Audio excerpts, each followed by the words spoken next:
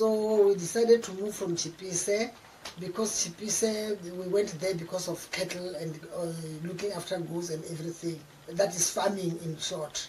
Then we decided to come this side at Hachibasa, called Sibasa Line. So we settled there at Makwarela for a short time, but I was stationed at Chakuma because I got the post at Pilimini. So I taught at Pilimini. For how long? Pilimini, I taught there from 1989 Until 2015. Oh, okay. All right. Yeah. You made me to recall something. I heard that you also taught some of the subjects at Marigana Secondary. How did this happen? Yeah, the same applies to what happened at Chipise. You know, I was used to the principal, Mr. Mdao. That was the first year of his being a principal. Immediately became a principal at Marigana Secondary School. Is it him or her? It's her. Oh, okay. Immediately she got a principalship post at Marigana. Then we became friends because I stayed at Chakuma, was the nearest home, and he went past Chakuma to Chandima. Sometimes he would give me a lift. Now we got used to one another. Then one day she came to my school, stayed in the office for a long time. I don't know what they were discussing about with the principal, Mr. Makaga. Then after that, Mr. Makaga came to me and said, "Come, we have got. I will need to have a word with you. You know, you need to go and help at Marigana in English, so that things can go well. That lady must be helped. It's the first lady to be the principal here at our circuit." So I agreed. Then when I was with her, I convinced her that we need to teach these children of grade 8 and 12 the Shakespeare books.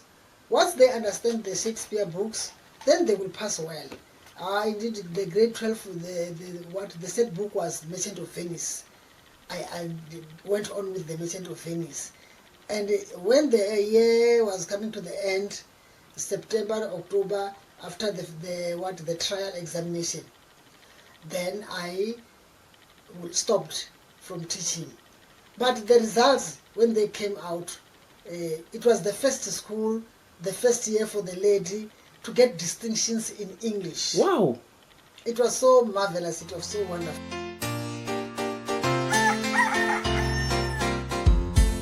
This is Marigana Secondary School. I started working here in 2001.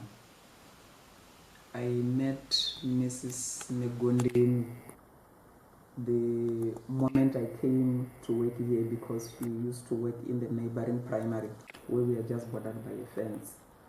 So I would pick her up sometime at Chakuma where she stayed. I would find her on the way, and then we would have a discussion about our kind of work.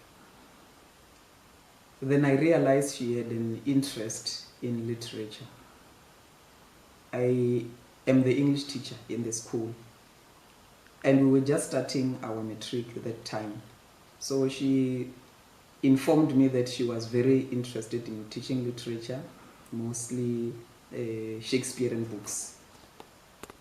We agreed that she would come in the afternoon and assist learners during studies.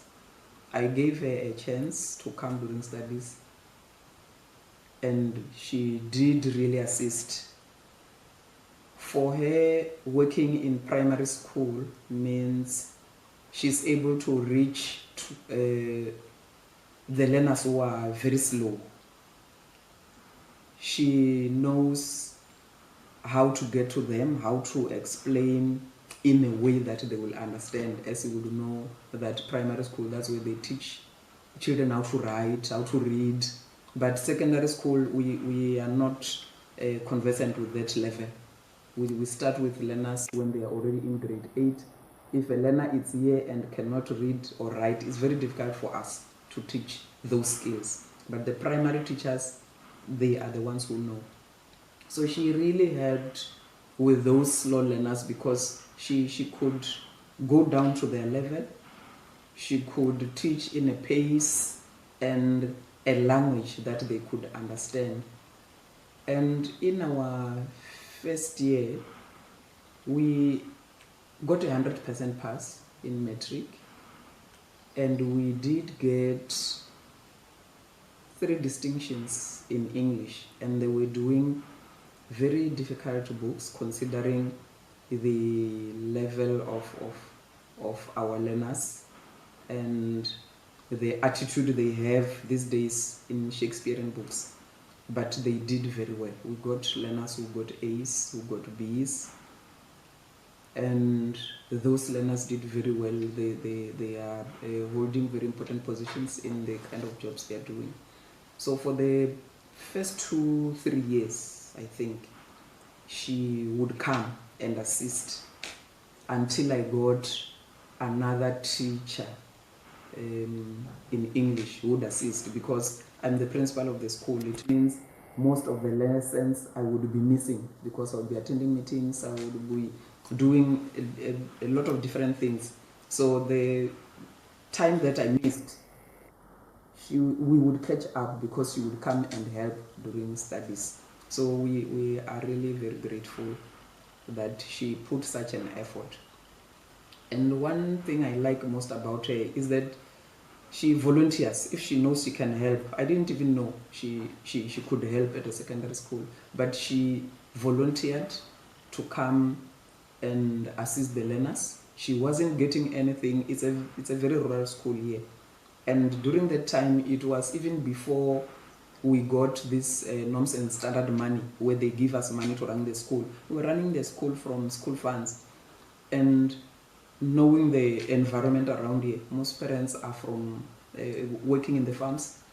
Some learners will not even afford to pay school fees. After school from Maligana, I would arrive at home at about 3:30 to 4 o'clock. Then I've arranged with other children to come and continue with the home-based classrooms. The children were from different schools, but here at home I was not teaching only grade 12. I was teaching grade 3, grade 8 and grade 12, with focus on grade 12.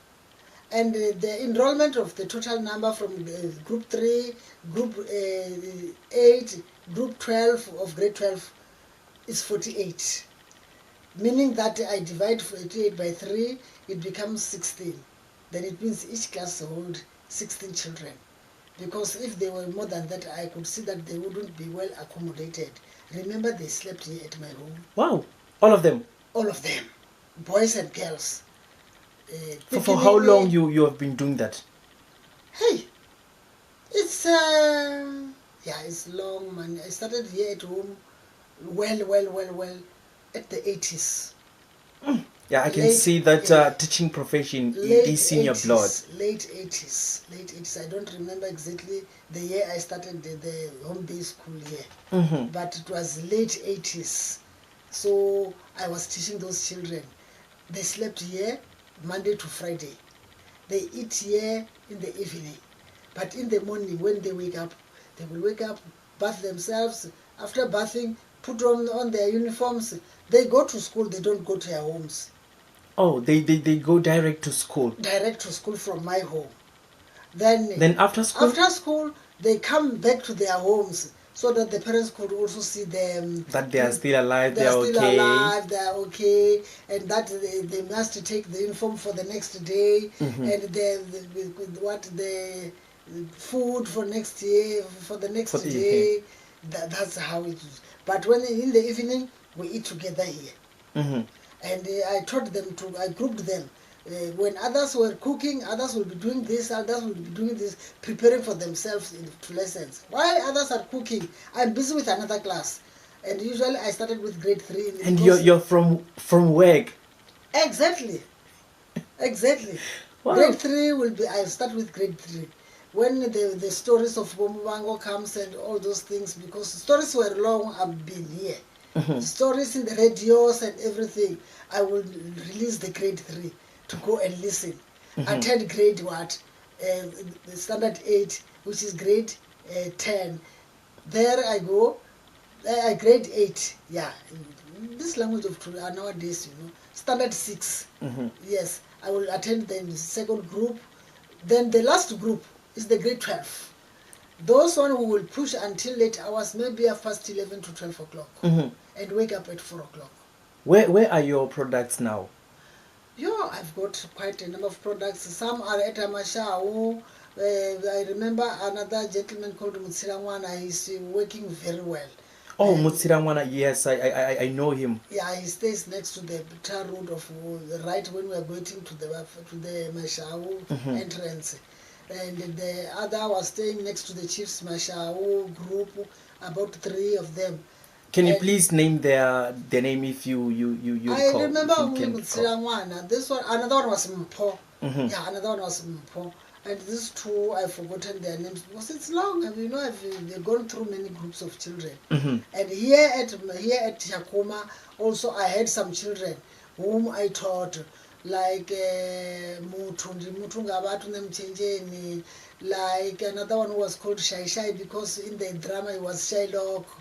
And then I remember another one of Nemugumoni. They are all working well. And others. And others. Yeah, you have been doing this for years. For years, because even now as I'm talking, the classes are still getting on. You are well known for bringing developments in the community. What are the developments you have brought to the community of Chakuma?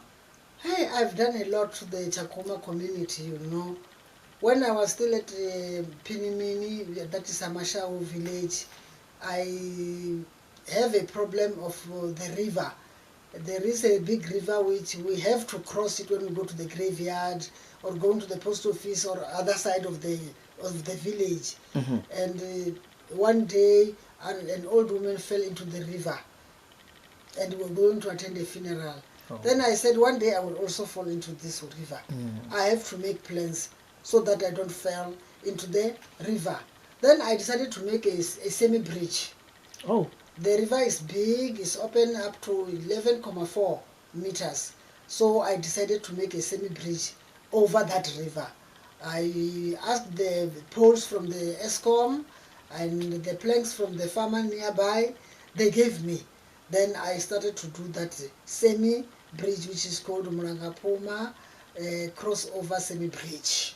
So how long did it take you to finish up the construction of the bridge? Yeah, really, as I remember it was exactly 15 days. And the reason of 15 days is that I used to build that bridge during the weekends. I remember sometimes I would go to school. When I think of something that is very much urgent to be attended in the bridge, I would tell the principal that today I'm not feeling well. Could you please release me? I want to go and consult the doctor. But the principal will deny, thinking that I will leave the children alone behind. He would say, go to the nearest clinic. You can't go home sick like this. When you go to the clinic, you will feel better. Then I will pressurize that, no, principal, allow me to go home so that when I come from the clinic, I will rest. When I come home, I get into my uniform to work, go to the bridge and construct. Finished it and go to inform the chief that I have done the bridge. Now people will no longer fall into the water. And you, chief, will also walk over it when we go to the funeral because you have to give a speech after the funeral. Okay, so after you have brought all these developments, what was the response from the chief? The chief was too excited. That's where the greatest love started. Wow. Between me... You have a good relationship with the chief? A very big relationship because, as I would like to tell you again, I followed by the project of water. Oh. And the water project, immediately I thought of it. I just told the chief that I'm going to fetch water from the mountain. Then he said, will it be possible? Then I said, yes, it is possible. Water doesn't have a mouth to talk, to speak and brains to think. I will bring the water because you are doubting. The water will stay here in your home, right in your yard. I will not put the tanks or the reservoir in the forest as we are used to. The reservoir will be here in your yard, my chief. Then he said, well, do it, Mama, do it. You mean you have driven water from the mountain? Exactly. Wow. And the first water that I drove from the mountain is 4.5 kilometers away from the Village. Far away up on the mountains. So there we are drinking now. We have even forgotten about the municipality water. We don't even ask, is the water today available from the municipality? Is this our data? We no longer talk of the municipality. How many households are using the water from your project? Yeah, because there are now 10 projects. You have now 10 projects? Yeah, sub-projects from every section. We've got 10 sections of water from the mountain. Now the total number of the 10 sections is 3,400, I think 450 recently. But right now, because the person who, I've given task to people to run the task. He told me that there are some people who have joined. It means that it's 3,600 to the nearest. Households. They drink water every day. They drink water every day. So amazing. Where the number is big, they will, but not more than 2 days. Another group will drink today, another one will drink tomorrow. Day after tomorrow, that one is repeating again. That like that. I now understand why they call you Limpopo Water Champion. Exactly. Because many teachers got their teaching profession from Chakuma Training College, known as Chisimani. Some were helped by Mama Florence Negondeni after hours at her home.